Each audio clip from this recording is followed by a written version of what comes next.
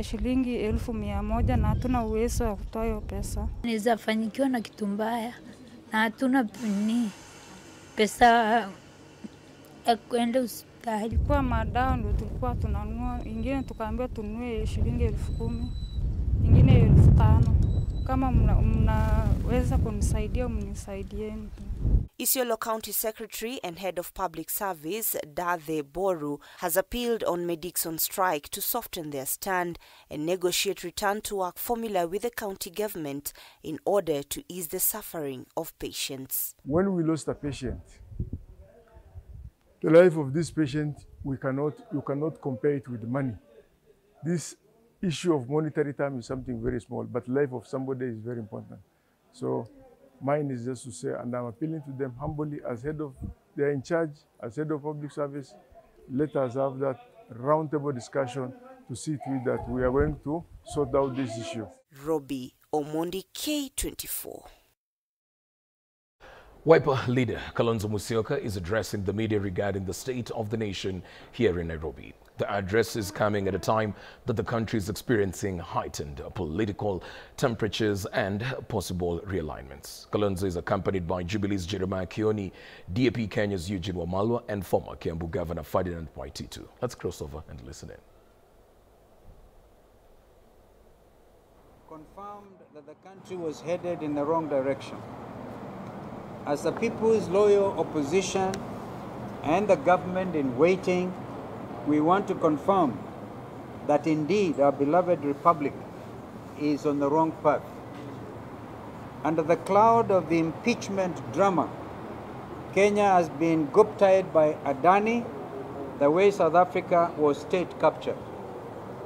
Kenya is facing an unprecedented threat of state capture, where our key sectors, energy, transport to health, have seen multi-billion deals being granted by the broad-based government to one Adani in an opaque, non-competitive, and secretive manner. In the case of the Jomo Kenyatta International Airport, JKIA, this is a 236 billion 30-year deal, allegedly to upgrade the airport, which we have challenged in court. We will, on behalf of the people of Kenya, be appearing in court on October the 17th. 2 days ago, even with the overwhelming public resistance, the broad-based government went ahead to sign another 95 billion energy deal with the Kenya Electricity Transmission Company, KETRACO, and Adani for another 30 years. This will also not go unchallenged. In the healthcare sector, again against public outcry, the broad-based government signed another 104 billion deal for a defective SHIF system. Some people have called it Shakahola actually. That has exposed Kenyans to great suffering and even deaths. We reiterate our position that the impeachment drama was a smoke screen that was meant to divert the attention of Kenyans and provide cover for these multi-billion deals to be sealed by the broad-based government. We want to assure Kenyans that we will not allow our country to be auctioned by this broad-based regime. We shall fight in Parliament, we shall fight them in court, we shall fight them on the streets, but we will never surrender our country to these latter-day merchants of Venice. Ladies and gentlemen, our judiciary is also under attack. As our last line of defense, we urge them to continue being our shield and defender against an increasingly autocratic regime hell-bent on returning this country to the dark days of oppression. This overbearing executive has indeed captured Parliament. If that was not clear before, the impeachment events made it starkly so.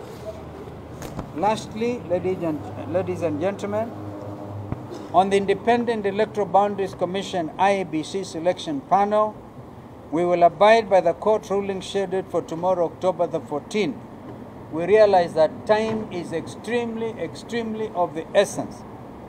We believe that the formation of an independent commission that has the trust of the people of Kenya is the most crucial cog that will help safeguard our democracy and to ensure that William Ruto and his team will never steal elections again.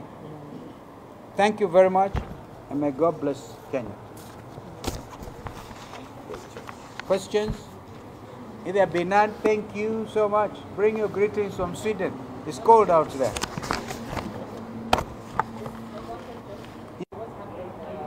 Please, a little come nearer maybe.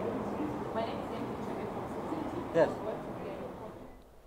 Well, that was the Wiper Party leader right there, Kalonzo Musyoka, giving an address on the state of the nation and how they feel the current government of the day has been carrying out itself. Away from that, Raila Odinga is leading a coastal delegation meeting in Mombasa. We have live pictures of the same. The delegates are drawn from the 6 counties and are asking the ODM top leadership to give direction on the broad-based government at the county level, the forthcoming by-election in Kilifi, and the recognition of party leadership at the ground level. Currently speaking is Mishi Mboko. Let's cross over to hapa.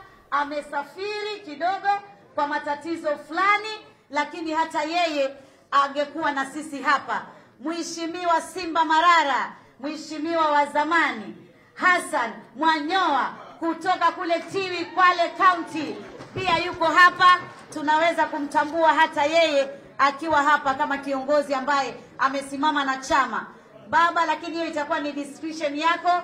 Tuko na sheke wetu Sheki Juma Ngao pia yuko hapa, ambaye pia ametembea na sisi katika chama kwa muda mrefu sana na amesimama steady sana bila kuyumbayumba.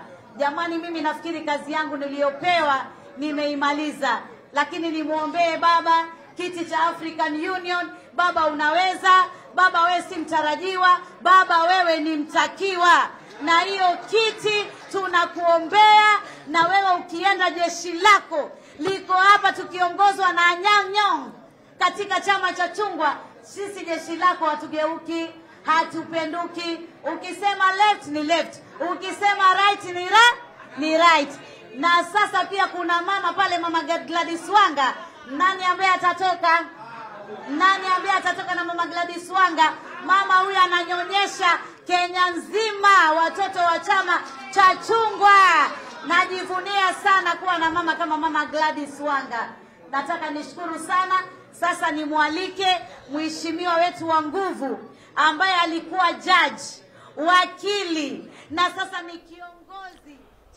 That's the Likoni legislator right there, Honorable Mishi Mboko, speaking at the delegates meeting down in the coast. Away from that, Mombasa Governor Abdul Swamad Sharif Nasir has revived the fight against the sale and consumption of Muguka in the county. Nasir is warning county officials linked to the sale of the substance that they will face disciplinary action. Nasir has accused some county askaris of colluding with traders to sneak in the Muguka. Jamaa wenye kuleta Muguka, kwa sababu kesi bado haijamalizika, wanatumia zile panya routes. DG na county secretary tukimaliza tu hapa, kwa sababu tumezungumza sasa na kuzungumza wale wafanyakazi ambao kwamba wanafaa kuhakikisha ya kwa hivi vitu haviingii, sahihi tayari wanaona ya kwa wanalegeza effect transfers of those people with immediate effect. Wale ambao kwamba wanajua wazi ya kwa kazi yao, and I want this to be from zile soko, zile entry points na kwengine kote. Muliona ya kwa mimi nyamazia kimya yao yamekaa tu hivi. We cannot go back to square one. Hatuwezi kuregea nyuma pale ambapo kwamba tayari tulikuwa tumefika mbele. Hii hospitali yetu ya Portrees inafaa kuchukua wagonjwa 72. Kati ya wagonjwa 72 wale ndio wenye kulazwa katika hospitali ya Portrees. Kando na wale wenye kwenda pale kila siku kupatiwa madawa, 80% ni katika mafuta yenye kuwekwa katika ule moto, kuuzidisha ule moto. Mmoja wao ni haya mambo ambayo kwamba ni ya Muguka. We need to be able to be firm. Na hata kama ukiona hilo nyingine pia inateleza, na wao pia wajue ya kwa wanaweza kubadilishwa waende kwingine. We will not tire on these matters. Food for Education has opened a school kitchen in Kakamega County, providing meals to over 14,000 children in 28 public primary schools. This marks the 10th county where the organization has established its presence across the country. Bentura Komboka reports. In improving school enrollment and increasing performance at the transition from primary to high schools in the Western Belt, Food for Education has opened its kitchens in Kakamega County to over 20 public primary schools. The reception in Kakamega has been great. The kids are enjoying the program. The parents are also enjoying the program. Right now in Kakamega, we have 28 schools and a total of 14,000 meals per day. The program, whose aim is to eradicate classroom hunger while keeping children in schools, will be providing a balanced diet to students during the 5 school days. Tunapika mchele. Mchele is our constant carbohydrate. Monday to Friday ni mchele. We switch between beans, special ndengu and green grams, which we alternate based on the menu that is provided to us by our production and planning team. So we also add cabbages, carrots, and of course onions and tomatoes. Now this meal combined makes a complete balanced diet. Like all other programs, each child will be required to have a tap-to-eat wrist tag to serve a meal daily at a cost of only 15 shillings. Sisi watu wenye tulikuwa tunatumia kama shilingi 50 kila siku kupea mtoto kula lunch, sasa naona kama imekuwa rahisi. Sasa unatumia 15 bob, na hiyo sasa venye mimi niko na mtoto mmoja hapo nalipa 75 per week. Lunch ya wiki mzima mtoto amekula. Absenteeism is not as rampant as it used to be. Performance in class is also very good. Teachers are finding it easy when teaching these learners. They are very active and they are healthy. They are healthier than they used to be. At the same time, the program will be providing over 100 employment opportunities to locals. Currently, the program feeds 450,000 kids per day in over 1,263 primary schools in Kenya, with a target of feeding at least 1 million public primary school children by the year 2027. Thus far, the Food for Education program is running across schools in Kiambu, Murang'a, Nyeri, Uasin Gishu, Nairobi, Kisumu, Kajiado, Machakos, and Mombasa counties. Bentura Komboka, K24 Newscast. Well, that report by Bentura brings us to a fast break right here on K24 Newscast. We'll be back with more updates in a short while.